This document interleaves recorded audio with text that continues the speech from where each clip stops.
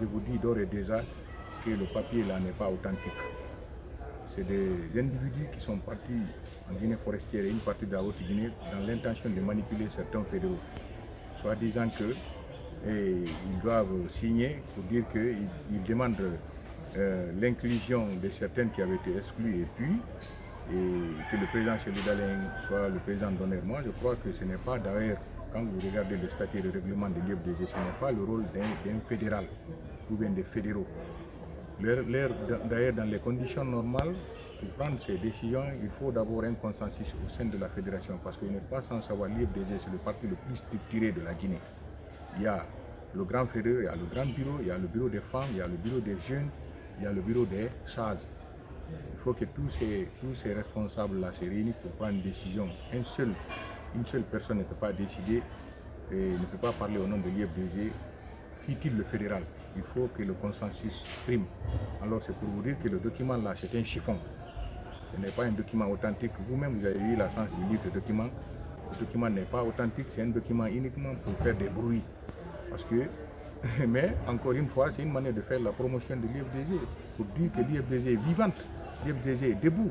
L'IFDG, c'est le dernier rempart de la démocratie. Ce n'est pas des responsables de l'IFDG. À partir du moment où ils ne sont pas mandatés, ils n'ont pas reçu un ordre de mission pour aller à l'intérieur rencontrer ces fédéraux. Ce n'est pas des responsables de l'IFDG, ils sont partis pas au nom de l'IFDG, mais en leur nom personnel.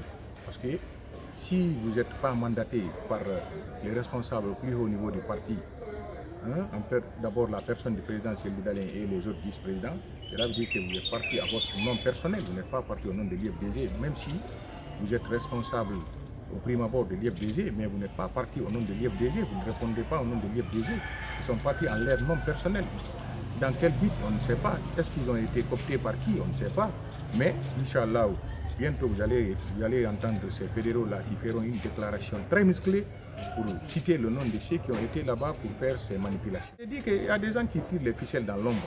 Vous comprenez?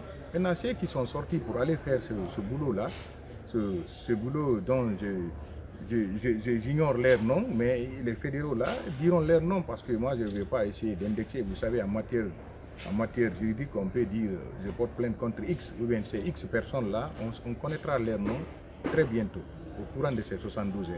Comme les responsables n'ont pas dévoilé d'abord le nom de ces personnes, je crois que les fédéraux même qui ont été contactés, ou bien certains qui n'ont pas été contactés, où on a fait substitution, c'est ce qui est grave, c'est de faire la substitution.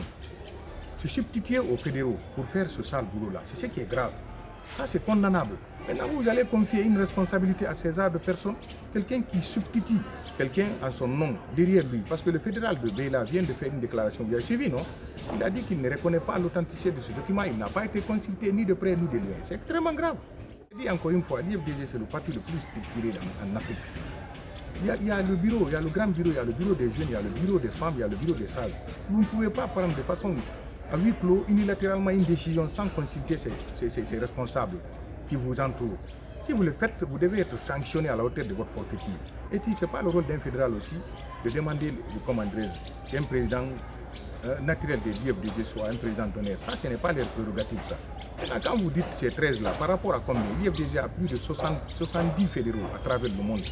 13 fédérales. Quand 13 fédéraux font ça, même si, supposons que c'est vrai, est-ce que ça, c'est normal, ça?